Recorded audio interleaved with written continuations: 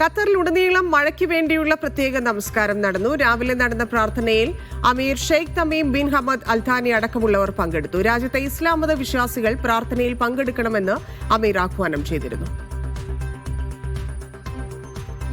Muhammad Abbas ചേരുന്നുണ്ട്. Abbas, Qatar അമീർ നേരത്തെ തന്നെ നിർദ്ദേശം നൽകിയതാണ് ഈ പ്രാർത്ഥനയിൽ പങ്കെടുക്കണം എന്നുള്ളത്. എത്രത്തോളം ആളുകൾ പ്രാർത്ഥനയ്ക്കായി എത്തിയിരുന്നു? എങ്ങനെ നടന്നു ചടങ്ങ്?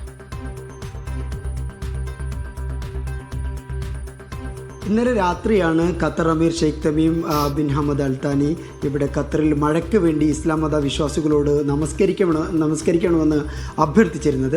ഇത് ഒരു പ്രവാചക ചര്യയിൽപ്പെട്ടതാണ്. മഴ കൂടുതൽ വൈകുന്ന നേരത്ത് അല്ലെങ്കിൽ വരൾച്ച ഉണ്ടാകുന്ന സമയത്തൊക്കെ സലാത്തുൽ ഇസ്തിസ്ക എന്നുള്ള പേരിൽ മഴയെ തേടിയുള്ള നിസ്കാരം എന്ന് പറയും.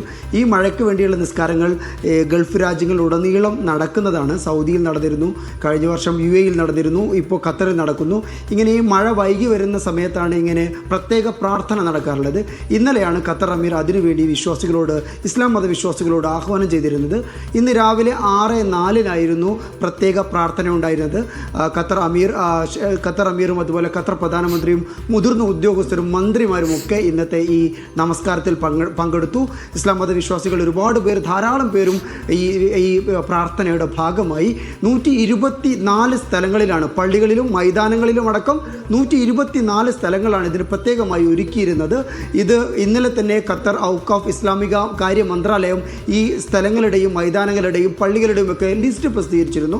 ലുസൈലിലെ മൈതാനത്താണ് ഖത്തർ അമീർ പ്രാർത്ഥനയിൽ പങ്കുകൊണ്ടത്. അതുപോലെ മുതിർന്ന ഉദ്യോഗസ്ഥർ, അദ്ദേഹത്തിൻ്റെ ബ്രദേഴ്സൊക്കെ ഇന്ന് ഈ നമസ്കാരത്തിൽ പങ്കുകൊണ്ടത്. ഏതായാലും മഴ കുറച്ച് മടിച്ചു നിൽക്കുന്ന സാഹചര്യത്തിലാണ് ഇങ്ങനെ ഒരു പ്രത്യേക ആഹ്വാനം ഖത്തർ അമീർ കഴിഞ്ഞ ദിവസം നടത്തിയിരുന്നത്.